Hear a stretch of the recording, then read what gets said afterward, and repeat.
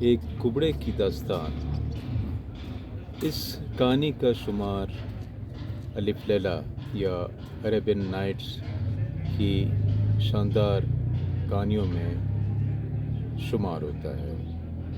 تو آئیے دیکھتے ہیں کہ یہ کہانی ہے کیا اور اس داستان میں کیا بتایا گیا ہے۔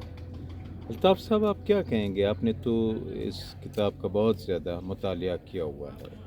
عربین نائٹس کی جی جی زیادہ تو نہیں، بس کچھ سرسری سا، کیونکہ اس میں تو 1000 رات کی داستان ہے، 1000 ٹیل، 1000 تو یہ داستان سے بھی کبڑے کی داستان میں کیا بتایا گیا ہے؟ کبڑے کی داستان میں یہ بتایا کہ ایک کبڑا ہوتا ہے، وہ بادشاہ سلامت کے دربار میں مسخرہ ہے۔ بادشاہ سلامت کو انٹرٹین کرتا ہے، ان کو ان کے دل بہلاتا ہے۔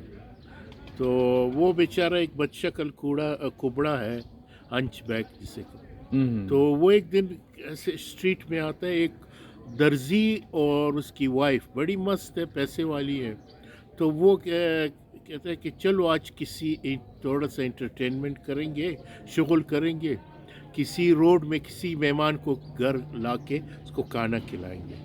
تو جب باہر جاتا ہے تو بائی چانس اتفاقاً یہ کبڑا گزر رہا ہے، تو اس کبڑے کی حالت ہے کہ اس کی بیوی کو بڑا ہنسی آتی ہے۔ پھر خیر اس کو یہ اپنے گھر میں بلا کے اس کو خوب خاطر تواضع کر اس کو لیے کھانا، مچھلی وغیرہ۔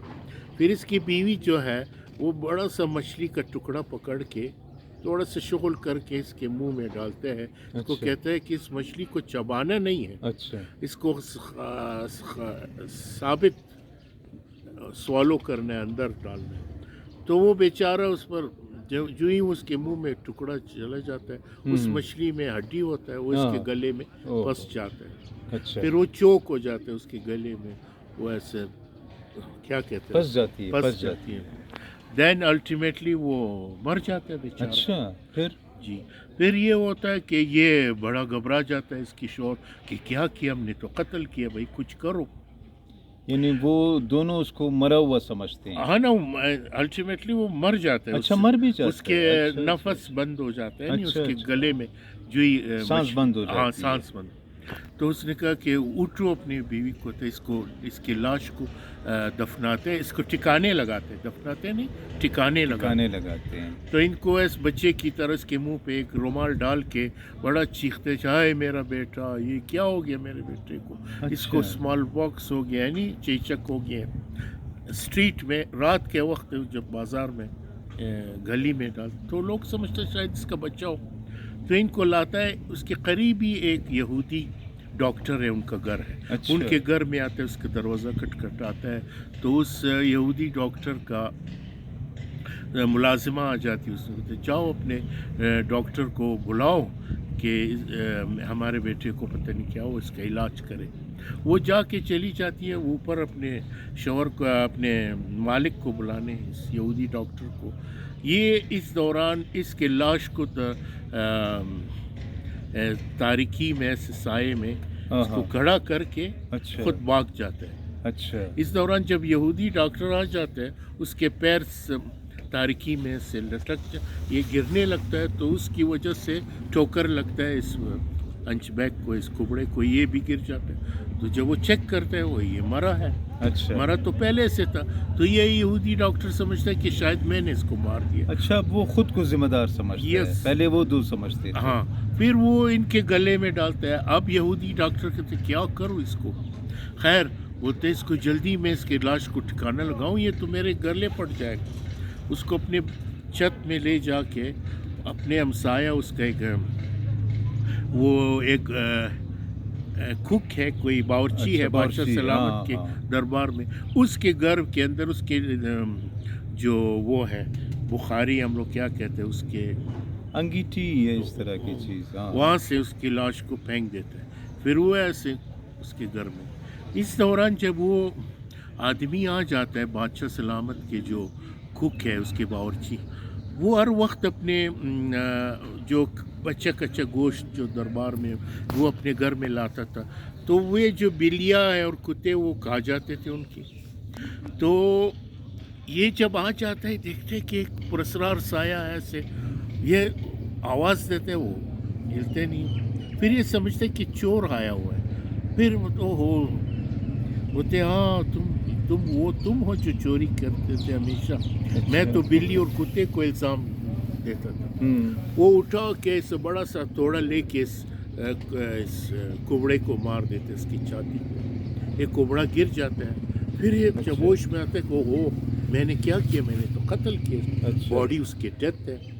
तो ये जो बावर्ची है बादशाह सलामत के, ये समझते शायद मैंने इसको, ये भी घबरा के इसके बॉडी को उठा के ये तीसरा शख्स हो हाँ गया जो तीसरा खुद को शख्स ले जिम्मेदार जाके समझता अपने है।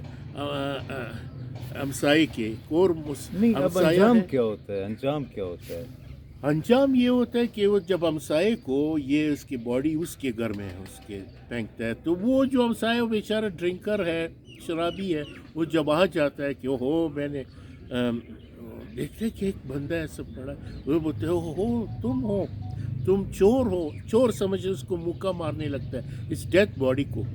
लेकिन जब बांटता है कि ओहो ये तो बेचारे तो मरा पड़ा है। फिर इस दौरान एक चौकीदार देख लेता है, रोड के चौकीदार, वो इसको पकड़ लेता है, इसको ले जाता है चीफ ऑफ पुलिस के पास। अच्छा, चीफ ऑफ पुलिस को बताया मैंने इसको देखा, इस आदमी को इसने मार रहा था, इसने कत्ल किया। तो चीफ ऑफ पुलिस इसको गवर्नर के पास, गवर्नर फिर इसको कहता है कि ई शुड बी एक्सिक्यूटेड, इसको फांसी देना चाहिए। अच्छा। फांसी का फंदा तैयार जल्लाद को हुक्म देता है, ले आता है।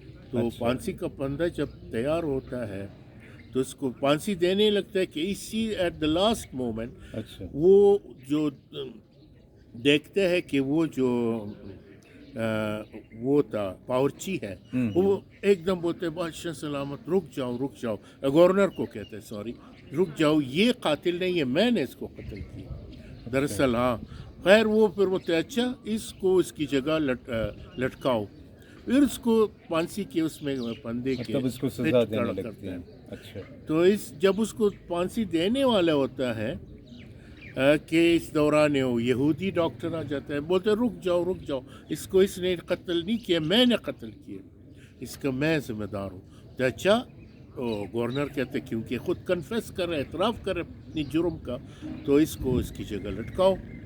तो उसको जब यहूदी डॉक्टर को लटकाने लगता है, इस दौरान आवाज़ पीछे से आते हैं जो दर्जी है उसकी बीवी, वो शुरू के किरदार शुरू जो के होते हैं तो वो बोलते हैं रुक जाओ, इस बेचारे का कसूर नहीं है, ये हमसे ये गलती हुआ है, हम काबिल सज़ा है। तो इस दौरान उसको खैर उस दर्जी को खड़ा करता है कि इसको सज़ा।